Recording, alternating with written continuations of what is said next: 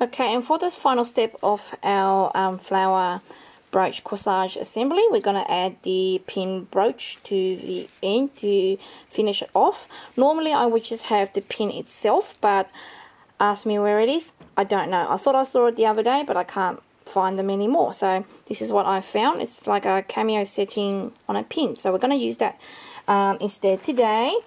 And we're going to put glue right in the center like that. Need more glue. Okay, right in the center. I'm going to put more glue, as much as you like, not too much. Right in the center, not on the nice parts. It's still enough to adhere. So that is your point down the bottom. So you want to put your glue right on the point, so that your flower is pretty center with your pin going across. So that looks good. And then you press your flower together on your pin backing. Just hold it together and blow it until your pin dries. You don't have to add your pin if you don't want to. If you want to glue it straight onto your piece of fabric or satin, I just use some curtaining fabric as my tie. You can use just satin fabric, and what you do is you pretty much just measure out the middle of your satin fabric and you glue your flower pretty much on that. And then you can just wrap it around your bag and then you just tie it.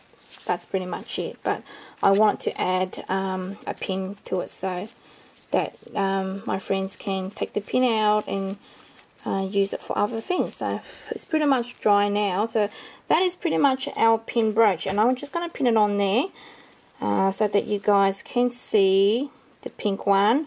But this pink one doesn't have the additional 3 layer. It's just got the 2 layers, so it won't be as full as the other one. But that's just how it sits, and it's still really beautiful, as you guys can see there. Absolutely gorgeous. And that's how you make this little quick pin brooch for your bags or for anything. So I'm going to share with you guys how to make the assembly of this beautiful little tattered shabby chic pouch. Won't be long. Just grab your favorite fabric and some doily trims or lace and come back. Guys, we're back. This particular one, because I wanted to give it a soft neutral color, I went with this soft cream fabric that's kind of like quilted, but it's not thick. It's just what I picked up at the charity store, but it's a medium weight upholstery fabric. And I've opened up the bag for you so you have an idea of what it looks like, and the edges just using the crochet trim, and at the top here also. So with the pink one, I'm going to go a little bit shabby chic, and we're going to go pink and green, as you guys can see there, for that shabby chic color. So this is some beautiful fabric that I have from my stash that I picked up from the fabric store. I love fabric, and I always look out for beautiful colors, or you know, things that I like, and this is going to coordinate really well with our pink color, as you guys can see there. And I've just grabbed some pink lace from my stash for the edging as well as for the top of our bag. So this one is slightly shorter, so it won't be as long as the one that's on the cream one, but we'll still go ahead with it. And you can use anything, like I mentioned, from your stash. I'm just going to quickly measure this on my cutting board so that you guys can have an idea of the length that we're going to be cutting. See, with this it's best to measure from the inside out. So all the ends are rough, like I mentioned. I didn't do a liner because it's only a quick and easy project, like I keep saying. Hold on. Sorry about that, guys. I have hungry little cookie monsters pestering me for food, so we're going to go ahead and I'll cook for them later. They will just have to wait. So for this one here, it is, I didn't measure this one, I just eyeballed it pretty much before. This is the shape and size that I want. But this particular one here, going on my inches cutting board, is just a little bit over 9 inches. So as you can see, the 9 down the bottom, just a little bit more than 9 inches wide across, and the height is, oh, let's just make it 9 centimeters, 9 inches square. So 9 by 9. So it is a square after all. So 9 by 9. So we're going to make exactly the same size for this one here, because I actually like the size of that one a lot. It's quite roomy, and it's going to make a nice goodie bag for you to put your goodies in. So we're going to fold our fabric in half and put it on our board. Okay, like that. So we're just going to overlap it a little bit more because it's not quite 9 centimeters yet. 9 inches, I mean, not 9 centimeters. So don't get confused. So I'm confused. So I keep converting centimeters in inches. Okay, so that's your 9 right there. I'm going to try and work around my tripod. So you guys know exactly. I'm going to move this away from the camera there. It's not quite 9 up, so I'm going to fold it again. Just spread out my fabric so that it's exactly the same top and bottom. I would use a rotary cutter if I'm doing this myself, but I am trying to do this in front of the camera. So I'm just going to use scissors for this sake. And I mean, you know, you're making them for yourself and your friends. It doesn't have to be perfect. Okay. Yep, it's 9 right there. And it's going to be 9 right here. So I'm just going to cut right on the line here. And because it's a cotton fabric, I'm just going to rip it. Because it will rip. You see me ripping it? Because it's only cotton. So it's going to rip, and I'm going to rip them until I get to the end of my 9 centimeters. And then I'm going to cut on that 9 centimeters going across, and then rip it back the other way. Okay, so if it's synthetic fabric that doesn't rip, or a thick cotton fabric that doesn't rip, you will want to make sure that it's straight. And it's a little bit crooked because on the cut here it wasn't straight. So we're gonna snip. I'm gonna make it straight so I can measure the ends out. We're gonna snip it right here going down, just to make sure that our ends meet. Because when I bought the fabric and I cut it, it wasn't straight. So you make sure that all your angles are straight first. If there's anything overlapping, just snip it a little bit. Better if you use a rotary cutter, like I mentioned. Okay, so that's pretty much our piece of fabric. So 9 centimeters up, 9 centimeters across, and that is the basis of our pouch bag. So what you do now is you crease it and you find the center. You crease it, you find the center and you crease it across, and then you fold it inside out, and then you crease it once again so you know where your center is, because we're going to be working off the center. So put your fabric together, press it together, make sure that the ends meet, and then crease your fabric together like that. Okay, from there you're going to measure your lace the same length as you would the center up to the top of your pouch bag. Can you guys see? Like that. You're going to, these are the edges, so that's where the fold is, and you're going to have 3 open sides. You see, 1, 2, 3 on the side here. So that's your top up here, both sides across here. Okay, both sides. What you want to do is measure on your piece of fabric, lace trim, not fabric, lace trim that you want for your edging, like that. Just make sure that it's the same length, and you cut across like that, and the same as on the other side.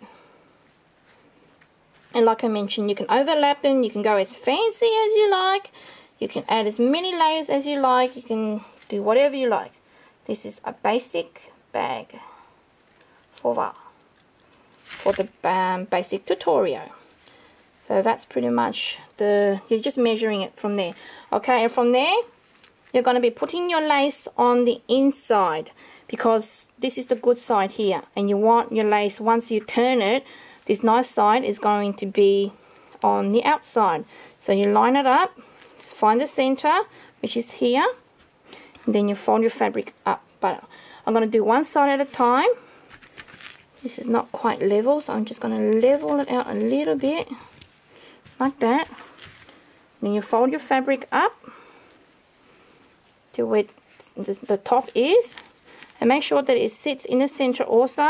By looking at it here, you can see that they're together. You're going to take it to your sewing machine. You see how they're all together. Once you put your foot down here, you can line these up together. You pull them all three together like that, and you just stitch about half an inch away from the outer edge. You do a stitch on your sewing machine. If you don't have a sewing machine, you would do a running stitch as close as you can together, or you can glue them together, pretty much up to you. But it will be really stiff. Your bag would be hard. It won't have the flexibility of being stitched. So I would prefer you to hand stitch if you don't have a sewing machine, or go to your sewing machine and start from here, because you can tell that they're all together, and stitch there to the end. I'll be right back. Okay, so I have stitched those two together. See, I've placed it in between the center, sandwiched it in between the two layers of the fabric, or with the opening edges, and stitched it across on my sewing machine. Now we're going to flip it to the other side. Find where our crease is right there, down the bottom. That's the folded edge, and here are the sides, side, and that's the top up there. So grab your fabric, or not the fabric, lace trim. Find the right side. The scallop is the right side, and that goes in. The bad side is to the raw edge. So you put it up to where the edge or the fold is, because you've already cut your ribbon to size, and then put your fabric overlapping to the other. You hold this part together like that, and then you will take it to the sewing machine. You will press that down with the feet of your sewing machine, or the foot, and then when you're going down, you hold them together like that, and you stitch half a centimeter, half an inch away from the edge all the way down. Be right back. Okay, we're back. I've stitched both sides, placed my lace on the inside, and stitched both sides. Now we're going to open it inside out so that you guys can see what the edge looks like. So press in the corner, press out from the corner. If you want to go to your iron, you can press it together if you like. So that's what it would look like pretty much. You have your lace on the edge, your lace on both sides, and now you will measure your lace to the top up here. You can turn it back inside out if you like, or you can just work off here, but I'll turn it inside out because I wanted to show you guys this step. So turn your bag inside out again. Okay, you're only cutting your lace to where you've stitched, not towards the end, because you're not going to stitch past where the stitch line is. Because if you stitch past the stitch line, then you're going to be stitching your other layer of lace that we've sewn on the inside, and we don't want that unless you want to, but I don't want to. So you're going to cut up to where the where you stitched, where you started off here and here, in between where you stitch only. You won't go close up. So you're only cutting up until where you stitched there, not over here. Okay, so you cut two pieces like that. So you measure to where the stitching is. I'm sorry I wasn't in frame before. I wasn't even looking. Okay, within the stitches. Okay, like that. Then what you do, because it's a good side on the inside, you're going to be placing your lace good to good, okay? Because my lace doesn't have a good side or a bad side. I think they're both pretty much very similar, but I think that is the good side there. I'm going to place that against the good side and up only until the edge here. You see there? If I put it over that, we're going to stitch over this side and it's not going to look good. We don't want to stitch over this edge, this lace here. I want it to stick out when our bag's folded. So we're going to place that on the edge here only, and then we're going to do 1 centimeter stitch inside all the way down to the end. Be right back. Okay, I've gone ahead and gone to the sewing machine and done has stitched both of the top already. See where the opening is. You line up the good side to the good side of your fabric, and then you stitch them across. You see here, you're only putting it to the edge or to the end where the stitching starts, and you sew all the way across to the other side. If you measure your fabric properly, then it shouldn't really overlap at all, as I have there. And then from the other side here to the other side also, and this is your center strip for the edge, so they're all loose like that, which is how I like them. Just gives them a rough raw edge. So now you finish, you cut off all your loose ends from all sides. If you want to, you can zigzag the edges and make them nice and neat, but I'm not going to really bother because cotton fabric doesn't usually fray. But if you make this out of satin fabric, you will zigzag the edges here or use your overlocker for them. Now we're going to turn our bag inside out, because we're pretty much finished our little pouch bag now. It's pretty simple. It's not hard at all, and you can make 10 of these a day if you want to. Okay, I'm going to turn that up. That's our little decorative part at the top. If you want to, you go to your iron, you can press that up. But guess what? Vara doesn't know where her iron is at the moment. Since we moved here, no idea. I've never seen my iron ever again. It's probably still in a storage, in a box stored away somewhere. So you have your folded edge, which is down the bottom. You have your open edges that you've sewn with one layer, one side lace there, another side, and then your top. And that's pretty much forms the basis of your bag. And then you can stuff your bag up with yummy goodies, like laces or doilies, like this. Then bring your bag together like that. I'm gonna fix this a little bit to make it more presentable. I'm gonna get some more laces like this. I'll be right back. Okay, I've just went to cut some more of this lace that I have dangling over my door and with my organizer. And then what you do is you bring your bag together, and then you tie a beautiful bow. You can use coordinating lace, the same matching one, or you don't have to. And you tie your bow like that, pretty much. See, it's pretty cute so far. And then you get your little pin corsage that we made earlier, and pin it through at the very tip, the very top. Push through, and voila! Ta-da! Isn't that gorgeous and shabby? I reckon it's really pretty and stinky cute, and that did not take long to put whatsoever. And you can use any laces, any trims, whatever you like. And the additional tie from the bow adds more texture to your flower here also. So what do you guys think? I hope you like it. It's really beautiful and it's very effective also as a way to send gifts to your friends. You can make it smaller and put little trinkets in there as a gift. You can make it bigger. You can do all sorts of things. You can ruffle up your lace, and so it'll be really ruffling on the side. But I'm a simple person, and this is a simple and easy put together little pouch bag that you can send all your yummies in. So that's our pink one, and I hope you guys like it. It's really beautiful, isn't it? So quick and easy project come together. You can add dangles down to the bottom here if you want to. Also, you can add an image in here if you want to. You can be creative and make it any way you like. And here we have my two beautiful bags together. We have the cream tone one right here, and we have the shabby chic one right here. With the middle layer with the lace here, once I form my petals already like this one here, I've just gathered a little bit at the top here with a needle and thread, doing in and out stitches, and finished on the edge, and just pull it together just to form a fan shape little pleat here.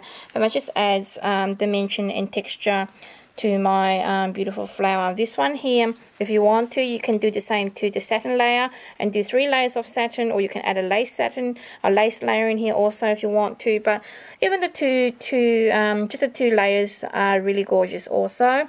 This one just is a fuller rose or fuller flower because of the additional layers there. And see the beautiful dangle trims here. and they're just really beautiful. So I hope you guys like my bags and enjoy my tutorial today, and I hope to share more tutorials with you guys in the future, and just love you guys. Bye, have a great day.